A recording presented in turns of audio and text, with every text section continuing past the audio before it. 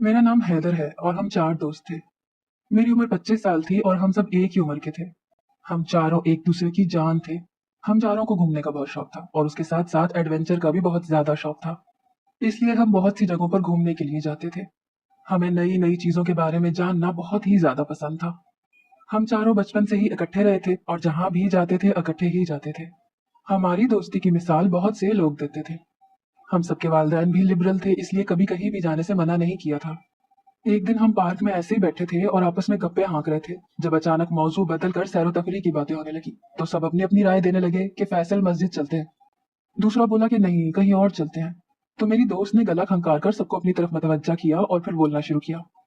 और फिर कहा कि मैंने किसी लाहौर के किले के बारे में सुना था जो कि काफी पुराना है और वहां पर कोई नहीं जाता। पहले लोग जाते थे लेकिन अब कोई भी नहीं जाता। मैंने ये भी सुना है कि वो किला आसेब ज़दा था, जहां पर जो कोई भी जाता था वो वापस लौट कर नहीं आता। मैंने उनको कहा कि ऐसा कुछ भी नहीं होता, ये सब झूठ है, इसलिए कि लोग वहां पर ना आ जाए। जरूर ये किसी का प्लान होगा और उन्होंने वहां कब्जा कर रखा होगा, इसलिए वो लोगों को वहां आने से रोकते थे। अगले दिन हम सब एक रेस्टोरेंट में मिलने के लिए आए थे। सब पूरे पूरे वक्त पर आए थे, मगर एक इंसान के सिवा जो हर बार लेट ही आता था, क्योंकि वो कहता था कि किसी को इंतजार करवाने से अहमियत बढ़ती है, इसलिए मैं लेट आता हूँ। लो आ गए हीरो साहब। ये जैन था जो बोला था। हाँ, आ गया तुम लोगों का हीरो वाहिद, वो भी इकलौता। उसकी बात सुनकर सब हंस दिए और मैंने उसे कहा कि अब आ ही गए हो तो बैठ भी जाओ, या खड़े खड़े ही खाना खाने का इरादा है तुम्हारा। आहत जल्दी से अपनी चेयर घसीट कर बैठ गया तो सब मुद्दे की बात पर आ गए। और फिर बारी बारी सब ने बताया कि उनके पेरेंट्स मान गए थे। हम सब ने 2 दिन के बाद जाने का फैसला किया था। मैंने उनसे कहा कि वहां पर मेरी गाड़ी में जाना है या तुम लोगों में से कोई गाड़ी लाएगा। तो उन्होंने नफी में सर हिला दिया और कहा कि तुम ही अपनी गाड़ी लाना। हमें किसने अपनी गाड़ी देनी थी? फिर मैंने उनकी बात सुनकर हाँ में सर हिला दिया था। मैं अपने वालिदैन का एक इकलौता बेटा था, इसलिए उन्होंने मेरे कहने पर मुझे गाड़ी लेकर दी थी, जबकि इन तीनों के ही बहन भाई थे और वो सबसे छोटे थे, इसलिए उनके वालिदैन ने उनको गाड़ी नहीं लेकर दी थी। 2 दिन जल्द ही गुजर गए थे और फिर वो वक्त भी आ गया जब हम लोगों ने निकलना था। सब लोग पूरे पूरे वक्त पर आए थे, जबकि मिस्टर हीरो अभी तक नहीं आए थे, जिस पर सबको गुस्सा आया था। जब आहद आ गया तो जैन और अम्मार ने एक एक घूंसा उसके पेट में रसीद किया था और नेहा ने उसके कानों को जोर जोर से खींचा था। सबने ही अपना अपना गुस्सा उस पर निकाला था और फिर जल्दी जल्दी सब गाड़ी में बैठे थे। लेकिन मैंने आहद को पीछे बिठाकर अपना गुस्सा खत्म किया था। गाड़ी में ड्राइव कर रहा था और बाकी सब एक दूसरे से बातें करके हंस रहे थे। मैं भी कभी उनकी गुफ्तगू में हिस्सा ले लेता था, लेकिन मैंने ज्यादा ध्यान गाड़ी चलाने में लगाया हुआ था ताकि कोई नुकसान ना हो जाए। चंद घंटों के बाद हम लाहौर के उस आलीशान किले में पहुंचे थे और उसे देखते ही सबके मुंह से वाह निकला था, क्योंकि वो बाहर से ही बहुत शानदार था। पूरे किले पर लाइटें लगी हुई थी जिसकी रोशनी उस किले की खूबसूरती में इजाफा कर रही थी। बाहर से पूरे किले को देखने के बाद हम अंदर जाने के लिए आगे बढ़े थे जब किसी ने पीछे से आवाज दी। हम सब पीछे को पलटे और सामने देखा, जहां पर चौकीदार की वर्दी में मलबूस एक आदमी खड़ा था और वो हमें फटी आंखों से देख रहा था, जैसे अभी खा जाएगा। हम सब बगैर कुछ भी बोले उसके सामने जाकर खड़े हो गए तो उसने हमसे पूछा कि तुम लोग यहाँ रात को क्या कर रहे हो। तो हमने उस चौकीदार को बताया कि हम सयाह हैं और इस किले की सैर करने आए हैं। ये सुनकर उस चौकीदार का रंग फीका पड़ गया था और हमें कहने लगा कि यहीं से वापस लौट जाओ, इसी में तुम सबकी बेहतरी है। अगर यहाँ रुके तो तुम में से कोई भी नहीं बचेगा। उसकी बात सुनकर हम सब ने एक दूसरे की तरफ देखा और फिर जोर जोर से हंसने लगे। वो चौकीदार हम सबको सवालिया नजरों से देखने लगा था। फिर हमने उसे बताया कि हम सब कुछ जानते हैं, इसीलिए यहाँ पर आए हैं। वो चौकीदार हमें परेशान नजरों से देखने लगा था और ये कहते हुए वापस मुड़ गया कि वापस लौट जाओ, नहीं तो कोई भी नहीं बचेगा। हम सब उसकी बात को झटक कर आगे बढ़ गए थे और किले के अंदर दाखिल हो गए थे। किले के अंदर दाखिल होते ही हम सबको ऐसा महसूस हुआ जैसे किसी ने हमें झटका दिया हो, क्योंकि हम सबको अपने जिस्म हरकत करते महसूस हुए थे। लेकिन हम इस बात को नजरअंदाज करके आगे बढ़ गए थे। मैंने यहाँ आने से पहले ही 4 रूम बुक करवा लिए थे, इसलिए अब हमें कोई भी परेशानी नहीं होनी थी। अंदर दाखिल होकर हमने एक नजर पूरे किले पर डाली, जो कि अपनी मिसाल आप था। ये किला बेहद खूबसूरत था और हमने ऐसा किला कभी नहीं देखा था। हम वहां से सीधा अपने अपने कमरे में आ गए और फिर कुछ देर आराम किया। हम सबको ये किला बहुत ज्यादा पसंद आया था। कुछ देर आराम करने के बाद हम उस किले से निकले थे और करीबी रेस्टोरेंट में खाना खाने के लिए चले गए थे। वहां से खाना खाकर हम वापस आ गए थे और अब हॉल में बैठे बातें कर रहे थे जब अचानक मुझे ऐसा महसूस हुआ कि किसी ने मुझे थप्पड़ मारा है, जिसकी वजह से मैं नीचे गिर गया था। जब मैं नीचे गिर गया तो सभी मेरी तरफ देखकर हंसना शुरू हो गए थे। मैंने उनको सवालिया नजरों से देखा तो वो अपने अपने मुंह पर उंगली रखकर चुप कर गए। मैं उठकर फिर से ऊपर बैठा और सोच में पड़ गया कि मैं नीचे कैसे गिर गया। फिर नेहा मुझसे बातें करने लगी थी, जिसकी वजह से मैंने इस बात को झटक दिया था। हम नीचे बैठ गए और कोई गेम खेलना शुरू हो गए थे और उस गेम में सबको ही बहुत मजा आया था। अभी हम गेम ही खेल रहे थे जब अचानक से सारे किले की लाइट्स ऑफ हो गई। हम सब ने अपने अपने फोन की लाइट ऑन की तो आहत कहने लगा कि यहाँ कहीं सच में कोई आसेब तो नहीं है। मैंने उसकी बात की नफी करते हुए कहा कि ऐसा कुछ भी नहीं है, क्या पता ब्रेकर नीचे गिर गया हो इसलिए लाइट चली गई हो, मैं जाकर देखता हूँ। मैं वहां से ब्रेकर ढूंढने लगा और फिर जल्द ही मुझे ब्रेकर मिल गया था और ब्रेकर नीचे जमीन पर पड़ा हुआ था। मैंने ब्रेकर को उठाकर बोर्ड में लगाया तो पूरे किले की लाइट ऑन हो गई। मैं वापस हॉल में आया तो सामने देखकर मेरी आंखें खुली की खुली ही रह गई थी, क्योंकि सामने ही मेरे तमाम दोस्त जमीन पर बेहोश पड़े थे। मैं जल्दी से उनके पास गया और उन्हें उठाने की कोशिश करने लगा। जब वो होश में नहीं आए तो मैंने उनके चेहरों पर पानी फेंका तो फिर वो जल्दी से होश में आ गए थे। वो सब उठे तो मैंने उनसे पूछा कि ऐसा क्या हुआ था जो तुम लोग बेहोश हो गए थे। जैन ने जवाब दिया कि पता नहीं, हमें कुछ भी याद नहीं। तो मैंने आहद और नेहा की तरफ देखा तो उन्होंने भी नफी में सर हिला दिया। मैंने एक गहरा सांस खारिज किया और गहरी निगाहों से इर्द गिर्द का जायजा लिया, मगर कोई भी अजीब चीज मुझे नजर नहीं आई।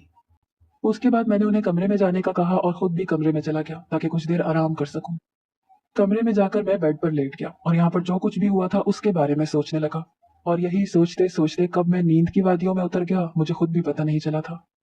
अगले दिन हम किले की सैर करने के लिए तैयार हो गए और फिर सैर करने के लिए चल पड़े। कुछ ही देर में हम किले की पिछली तरफ आ गए थे और फिर उस किले की मुख्तलिफ जगहों में घूमने लगे थे। हम काफी दूर आ गए थे जब अचानक आहत कहने लगा कि मेरा फोन उस कमरे में गिर गया था, तुम लोग यहीं पर रुको, मैं जल्दी से लेकर आता हूँ। वो ये कहकर भागता हुआ उस कमरे की जानिब बढ़ गया था। काफी देर गुजर गई थी लेकिन वो अभी तक वापस नहीं आया था, इसलिए हम भी परेशान हो गए थे। हम भी उसी कमरे की तरफ बढ़े थे जहां पर आहत गया था। हमने कमरे में पहुंचकर आहत को इर्द गिर्द देखा तो वो कहीं भी नहीं था। फिर हमने उसे आवाजें दी लेकिन आगे से कोई भी जवाब नहीं आया था। हमने पूरे कमरे को देख लिया था लेकिन आहत कहीं पर भी नहीं था, जिस पर हम सब हैरान और परेशान हो गए थे कि कमरे का एक ही दरवाजा था जो हमारे सामने था। उसके अलावा कोई और बाहर जाने का रास्ता नहीं था। हम सब ने आहत को बाहर जाकर ढूंढने का फैसला किया और ये फैसला करते ही हम सब कमरे से बाहर निकल आए। मैं भी एक तरफ चलने लगा मगर यहाँ अंधेरा था, जिस पर मैंने अपने फोन की टॉर्च रोशन की और उसकी रोशनी में आगे बढ़ने लगा। लेकिन अचानक अपने पीछे किसी अजीब सी आवाज पर चौंका। आवाज ऐसी थी जैसे किसी चीज को घसीटा गया हो। मैंने फौरन मुड़कर देखा तो मेरे बिल्कुल पीछे लोहे की पोशाक पहने एक पुतला खड़ा था जिसके अंदर कोई नहीं था। ये एक सिपाही की लोहे की ढाल थी, बिल्कुल वैसी जैसी पुराने जमाने में सिपाही जंग के दौरान पहनते थे। उसके हाथ में एक तलवार भी थी। मैं खौफ से तेजी से मुड़कर आगे को भागने लगा जब अचानक उसका तलवार वाला हाथ बुलंद हुआ। खौफ से मेरी आंखें फटी की फटी रह गईं और ठीक उसी वक्त उसने भयानक आवाज में कहकहा लगाते हुए तलवार वाला हाथ अपनी पूरी ताकत से घुमाया।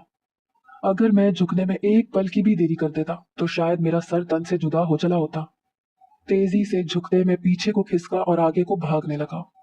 अपने पीछे मुझे खड़खड़ाहट की आवाज वाज़ेह सुनाई दे रही थी मगर मैं रुका नहीं और भागता रहा। अब मेरे अकब से वो आवाज आना बंद हो चुकी थी। मैं अपने घुटनों पर हाथ रखकर झुका और गहरे गहरे लंबे सांस लेता हुआ अपना सांस बहाल करने लगा। अभी मैं ठीक तरह से संभल भी नहीं पाया था जब अचानक मैं दहल कर पीछे हटा, क्योंकि मेरे सामने वही सिपाही खड़ा था जिसके अंदर कोई नहीं था मगर वो फिर भी जिंदा था। वो अपनी तलवार से मुझ पर हमलावर हो रहा था और मेरे पास अपने बचाव के लिए कुछ भी नहीं था। इसलिए मैं उससे बचने के लिए वापस पीछे को मुड़ा और वहां से भागने लगा। काफी दूर जाने के बाद मैंने पीछे मुड़कर देखा तो वो सिपाही कहीं भी नहीं था।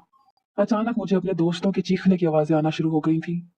मैं जल्दी से वहां से बाहर आ गया और अपने पीछे मुड़कर देखा तो बिल्कुल दरवाजे के पास वो सिपाही खड़ा था जो मुझ पर हमलावर हुआ था। लेकिन अब वो सिपाही बिल्कुल बेजान पुतले की तरह खड़ा था। मैं उस सिपाही के पास गया और डरते हुए उसे छुआ तो उसने आगे से कोई हरकत नहीं की थी। वहां से तसल्ली पाकर मैं आगे बढ़ गया था और फिर इधर उधर देखने लगा कि कहीं से आहत मिल जाएगा।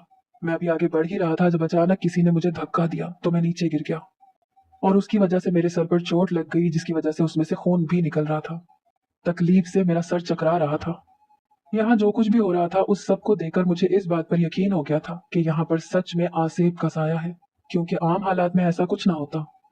मैंने अपनी जेब से एक रुमाल निकाला और उसको अपने सर पर बांध लिया ताकि ज्यादा खून ना निकले। वहां से मैं उसी जगह पर आ गया था जहां से हमने आहत को ढूंढना शुरू किया था।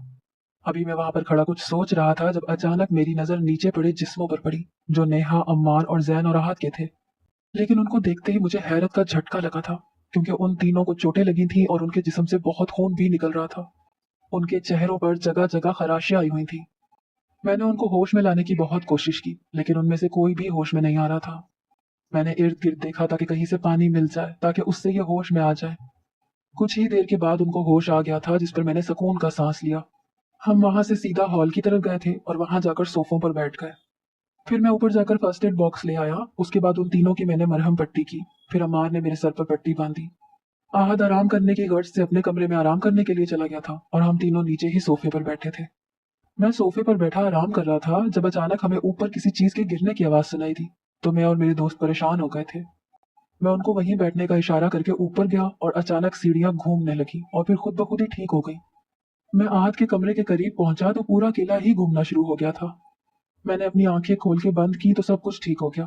फिर मैं दरवाजा खोल के अंदर दाखिल हुआ तो सामने देखकर मेरी आंखें खुली की खुली रह गईं, क्योंकि सामने ही आहद हवा में सो रहा था। मैंने बेड पर चढ़कर उसे उठाने की कोशिश की, लेकिन वो नहीं उठा। तो मैंने उस पर पानी छिड़का तो वो जल्दी से उठ गया और मुझे सवालिया नजरों से देखने लगा।